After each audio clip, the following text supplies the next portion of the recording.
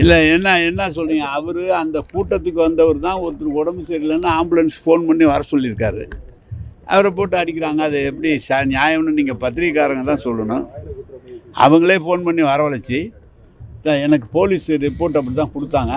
அவங்களே ஃபோன் பண்ணுறாங்க, அவங்களுக்கு வந்தாங்க. அது என்ன எந்த அளவுக்கு என்ன நடந்ததுன்னு தெரியல அவங்கள. ஆனால் எந்த விதத்தில் ஆம்புலன்ஸை போய் தாக்குறதுங்கிறது ரொம்ப தப்பு.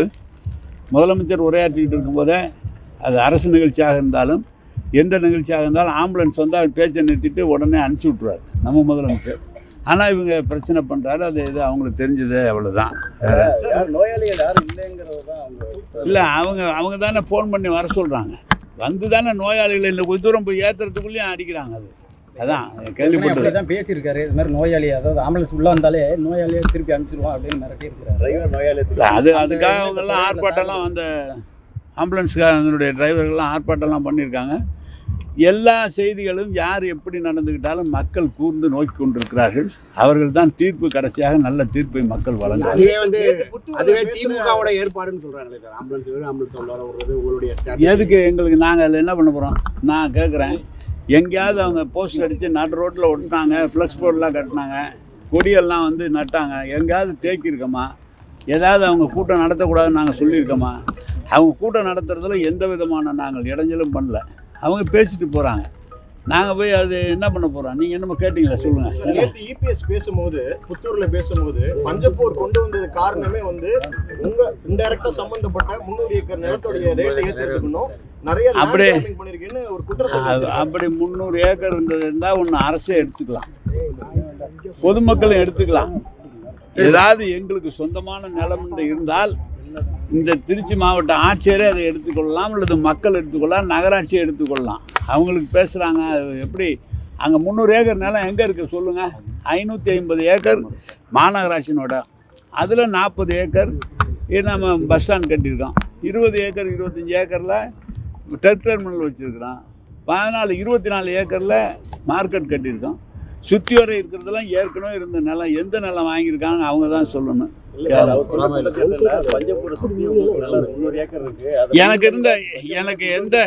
எனக்கு எந்த நிலம் இருந்தாலும் அது அரசுக்கு சொந்தமாக எடுத்துக்கொள்ளலாம். எனக்கு ஒன்றும் ஆட்சேபனை இல்லை. எந்த இடத்துல வேணாலும் கையில் போட்டு கொடுக்குறேன். எனக்கோ யாருக்கு எங்கே சம்மந்தப்பட்டவர் யார் இருந்தாலும் எடுத்துக்கலாம். அதில் ஒன்றும் மாற்றம் இல்லை. பழனிசாமியே வேணாலும் எடுத்துக்கிட்டு போட்டோம். அதில் என்ன நாங்கள் என்ன பழனிசாமிக்கு இப்போ பேசுனது ஏடிஎம்கே அங்கே பிஜேபியோட கூட்டம் போட்டதே அவங்க வந்து அவரை தன்னை காப்பாற்றிக்கிறதுக்காக தான் கூட்டணிக்கே போயிருக்கிறாரு அப்படின்னு சொல்லிக்கிட்டு தான் இருக்கிறான். ஏற்கனவே சொல்லியிருக்கிறான், இப்போவும் சொல்கிறான். அவரை போகிற எங்களை நினைக்கிறாரு.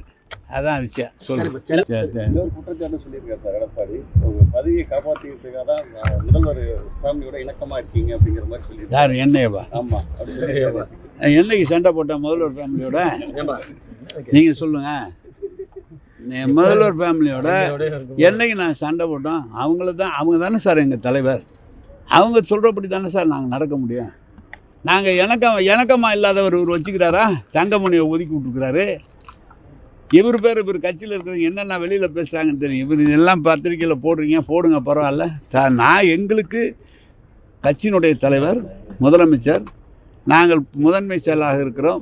கட்சியினுடைய தலைவர் என்ற முறையில் சொல்கிற பணியை நாங்கள் நிறைவேற்ற வேண்டும். முதலமைச்சர் அமைச்சராக இருக்கிற காரணத்தால் அவருடைய என்ன சொல்கிறாரோ அதை நிறைவேற்ற வேண்டும். இணக்கமாக அதே இது சர்டிஃபிகேட் கொடுத்ததே எனக்கு ரொம்ப நல்லது. அவங்களோட இணக்கமாக தான் இருக்கிறான், தப்பு தண்டா பண்ணலங்கிற மாதிரி. அதெல்லாம் இணக்கமாக இருக்கிறோம் தான், அதுக்கு தான் அர்த்தம். வேற என்ன பிரச்சாரம் பண்ணியிருக்காரு. திருச்சியில் பெருவாரியா ஜெயிப்போம் அப்படின்னு சொல்லியிருக்காரு. ஸ்ரீரங்கத்தில் பேசி பெருவாரியா தோப்பார். ஜெயிக்கிறது திமுக தான் ஜெயிக்கும்.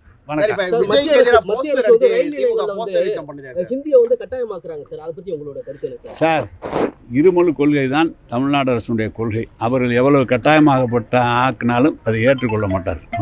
டயா பூஸ்டர் சுகருடைய ரிமோட் கண்ட்ரோல் இனி உங்க கையில. அனைத்து மருந்து கடைகளிலும் கிடைக்கும். செய்திகளை உடனுக்குடன் தெரிந்து கொள்ள கீழ்கண்ட கேபிள் மற்றும் டிடிஎச் நெட்வொர்க்குகளில் எம்நாடு செய்தி தொலைக்காட்சியை காணுங்கள். பாதகம் செய்பவரை கண்டால் நாம் பயம் கொள்ளலாகாது பாப்பா. மோதி மிதித்து விடு பாப்பா, அவர் முகத்தில் உமிழ்ந்து விடு பாப்பா. அண்மை செய்திகளை உடனுக்குடன் தெரிந்து கொள்ள இணைந்திருங்கள் எம்நாடு தொலைக்காட்சியுடன்.